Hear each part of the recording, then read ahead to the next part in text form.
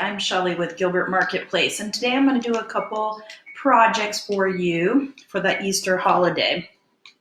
We're going to start off with a few different crafts that we can make with this hanging wire basket that you can pick up at the dollar store. I'm going to show you how to make a couple projects with these plaster eggs for Easter, and let's get started.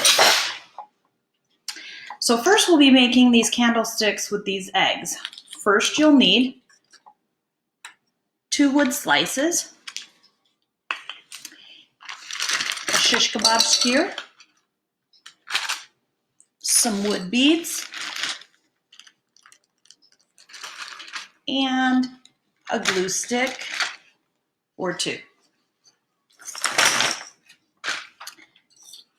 So you will also need a drill with a bit that fits your shish kebab skewer. The best way to figure that out is by just putting the bit at the bottom of the skewer, and that will give us our size. So how we're going to begin that is we're going to take our wood slice and you're going to find the center. I am just going to eyeball this, and you're going to drill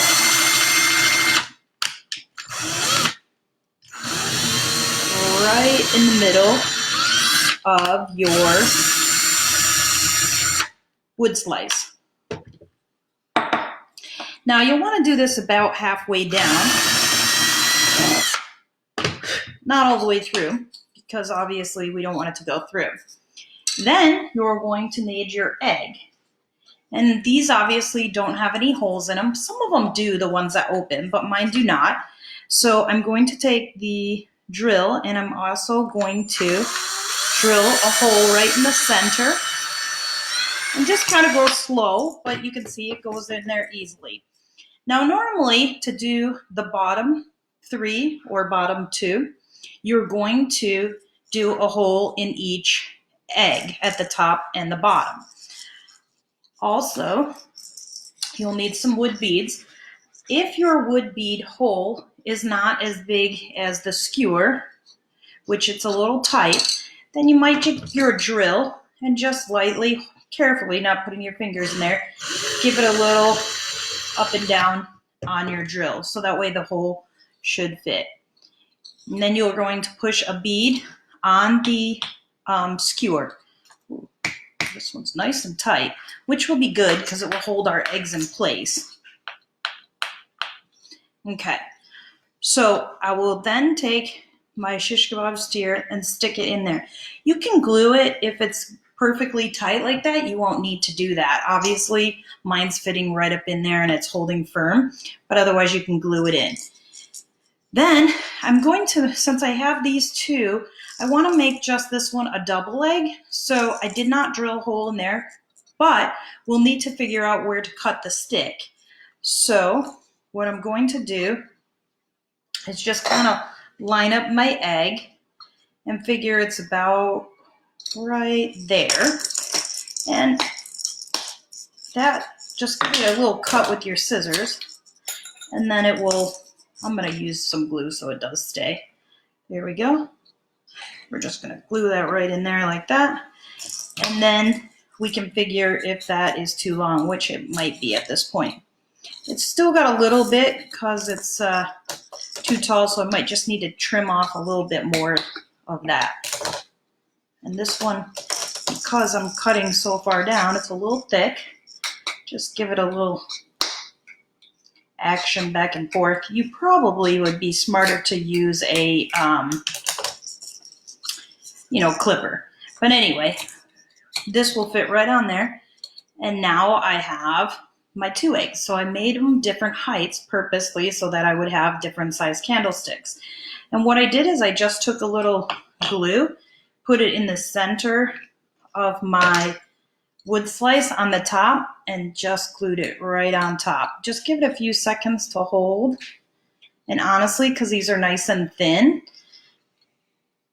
it just, held really nicely. So you can have a set of candlesticks done that way. I wanted to show you the garland, and I will link that post in the comments. but I did a tutorial on this last year. Basically, you can purchase these really large, I don't know if you can see, these really large needles. Sorry, lost my train of thought. And you will put some thread, obviously, just like you were going to sew, and doing the same thing, making your hole in the top and the bottom. You will thread them all together, and you can make some really cute garland. Now, these ones I also had my girlfriend do some vinyl because I don't have a vinyl machine, and you can just put little words on them. So that is another craft that's really quite simple. Once you've got your drill out and whatnot, you can just continue to, make a garland. You can make your eggs. And I also just use some of them plain and cut the little thing, the container, and made a little 6-pack so that, I can put them in there. Next, I'm going to show you guys with these baskets that you can purchase, like I said, at the dollar store. This is the basket. Normally they're, a hanging basket. They all come like this. You'll just remove this chain. And I'm going to do a super cute craft coming up with these. So don't throw it away. Save those. Okay. On this one, I made it a basket so that you could actually hold things with. So you can purchase this wood bottom, and it's really super cute. That's a round disc, and they are 4 inches. And I purchased those at Joann's and Hobby Lobby, and they're only 98 cents. But you can put that right on the bottom, and I will show you what kind of hooks that I use. And you have yourself a little cute fruit basket or decorating basket. I just put some greens in there. I had put my eggs in there with a cute little bunny and whatnot, and it makes a really cute decoration. You can use it, for several different things. Next, what we're going to do, I have one of these baskets, and I'm going to show you how we can make a cloche out of it. And those I love for decorating. You can put lots of different things under it. But you're going to need a clear candlestick. Okay, you can also pick that up at the dollar store. You're going to need a wood disc. Like I said, you can pick those up at the craft store for like 99 cents. That will be our top. You'll pick up a handle or a knob, any kind of decoration. You can just use even these little wood ones and whatnot, because that will be our little knob. But however fancy you want it to be, you can do. Okay? And these little tablets that you can buy, these are in the electrical section at Lowe's. A whole little bag is 98 cents, and they just have like a little wire hook, and that is exactly what they're used for in the electrical, to hold the wires down. But you'll need 2 little screws and 2 of those to attach it. Okay? So I'm going to show you also, you'll need 1 clear plate, and I did do this ahead of time so that I could show you guys, how to do it. But I first began by spraying it with the Rust-Oleum, and this is that rubbed oil bronze color. And I just took those outside, obviously, and I sprayed it. I sprayed my candlestick, my plate, and my wood disc all in that same color. So the disc, the candlestick, and the plate. And normally you would not spray the front or top of the plate if you were especially going to use it for serving or anything like that, because of food safety and whatnot. It wouldn't be smart. So for my purpose, I'm just going to use it for decor, and for the purpose of showing you guys, I wanted to show you how I did that technique of painting it. This is like a distressed wax look, and it kind of looks, vintage and whatnot. Let me see. Sorry, I got 2 cameras going here. So I want to show you how I do this paint technique. A lot of people ask how you get this look, and so I want to show you guys today how we do that. And first, we're going to begin with, like I said, you're going to spray paint that all with the rubbed oil bronze. You could use black, any dark color really. And then you're going to grab your Vaseline or petroleum jelly, whatever you have on hand. And you're going to stick your finger in there. And you're going to put this in spots that you would want it to look distressed. So like on the edge, a few edges here. Just rub it right on there, just like that. I like it on the edge. You could put it there. We'll want a couple spots on the platter part and just put a, decent sized chunk on there. And we'll put some right here and there. Okay, so you can see it has petroleum jelly in there. Okay, so that's going to give us a distressed look. And I'm going to wipe this off my hands. Next, we're going to use your paint color. In this particular case, I used white, okay? And I just used my chip brush. And next, we're going to just take a somewhat dry brush. You don't want to use a ton of paint, but you also want it to cover. And we're just gonna, I always paint in one direction. I'm not a sloppy painter, but I like to go up and down my project. I don't like to go in all different, I don't like to see the different lines and whatnot. So you're just going to put a good coat, nothing too crazy, but I do want to see some of the oil rub bronze, okay? So we're basically done painting that like that. Okay, so we'll be done with that. Now what I would do is I'm going to grab my hair dryer just so that we can, for purposes of video, not take too long. We're just going to dry our paint.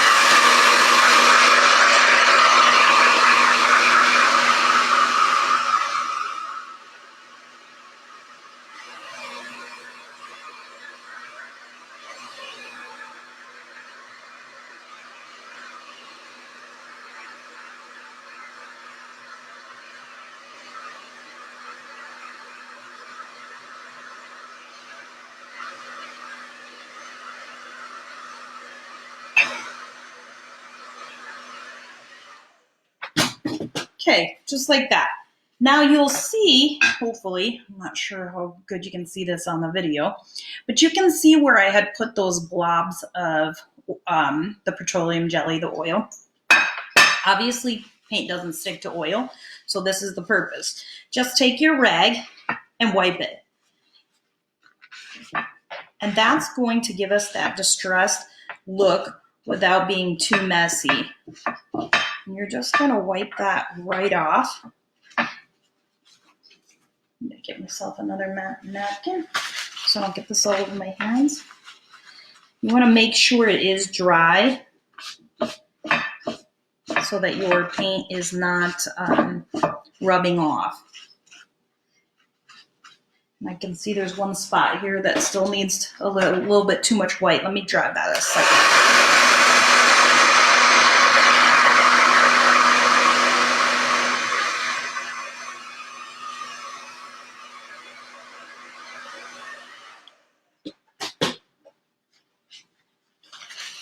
Okay, so that should, see where it smudged a little here, but that's because the paint wasn't dry. But that's okay, kind of part of the look. All right, so now we have this distress look. Next, what we're going to do is we're going to use wax. I just happen to have some dark wax in the Annie Sloan. Any wax that you have probably would work, just fine. And I'm going to take my wax and I'm going to rub it with also the same grain on my plate. And you can see it just makes it look more aged. So all this is a pretty fast process in general.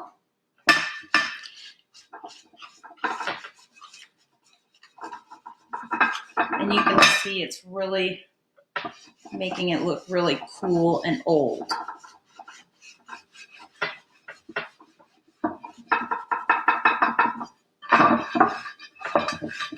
Okay. So that is the technique where I said it makes it look a little old and distressed. Now, what you want to do after this dries really good, you'll just put a clear matte sealer on it. You could do it shiny if you like, but in general, a matte finish is probably the best look. Next, I'm going to take my candlestick and I am going to use E6000. And I'm just going to put it around the top of my candlestick. Now, E6000 does take 24 hours to bond really, really good. So it will take some time to, let that bond. I'm going to just make sure there's nothing on there. Now, I'm going to put a little bit of glue with the hot glue also. So hopefully that will hold it in place well enough until this dries for 24 hours. And you'll just want to center that the best you can. And that will give us our stand. Now we're going to set that aside and let that dry. Okay. And next we're going to use our basket and we are going to put the top on it. So what we're going to do is put that right like that. Now I have to find my other little screw here. There we go. And we're going to use these little, like I said, they're wire clips. And we're going to just put the basket right like that. And this is how you would attach it. Now, obviously, I want the decoration to be on the top. If I was doing the basket for like a fruit basket, then we would attach it this way. So for this purpose, I'm going to put it on with this way. And you'll just take your screw, and this is a little tricky because these are small screws, and just put the one little edge that it has over the basket. Just like that. Let's see, I hope you guys can see that. So that's going to be right like that on the wood. Okay? And then you're going to take your screw and you're going to push down into the wood. Let the fun part begin. Since I have big hands. Whoops! Oh dear. Runaway screw. Okay. Sorry about that. We're going to take that and push down into the wood so that we can get it started. And then we should be just a hand turn this. Just give it a nice firm turn here.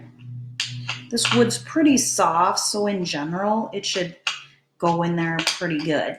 Now, you could use 2 or 3 of these, but see how that's already attached? We're just going to use 2, one on each side so that it holds it down.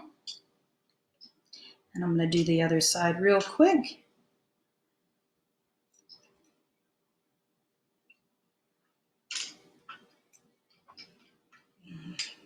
This is, like I said, the hardest part just because my hands are big and the screw is really, really tiny. So the trick is just to push down with the screw. And actually, I think I'm going to use a screwdriver and try to make myself a little hole. There we go. Push down. That way my screw stands up in there. Now I got it. All right. Whoops. We're in business here. And you just want to make sure that the clamp is obviously over the wire. Give it a good tighten here. But like I said, you can find those little clamps in the electrical section. So that's how we're going to hold the basket onto that. Then next, I'm just going to take some E6000 again, and I'm going to glue on my knob. I just took the screw out since we didn't need it, and I'm going to just put a little E6000 on there. And again, for our purpose here, because that will take 24 hours, I'm going to add a little hot glue too, and I'm going to center that right on there. So now you could use this cloche to, cover up your eggs or do whatever you wanted to put under there. But for my purpose, I'm going to make it a cover for our little stand. Super cute, right? And that's how simple that is. So now we have the cloche, the stand, and the candle holder to hold it up. And I'll be able to decorate that. What I was thinking for the holiday, I would put some eggs in there and then maybe this little bird and some of my eggs, and I'll have a cute little Easter decoration. Hey everyone, I hope you enjoyed these crafts. You can find me at Gilbert Marketplace on YouTube, or you can find me on my own personal page. And I also write for Home Talk, and I have step-by-step directions on there also. Hey everyone, thanks for watching. I want to give a special shout out to Beth for having me on for our craft week. And I hope you enjoyed all the crafts. You guys have a great day.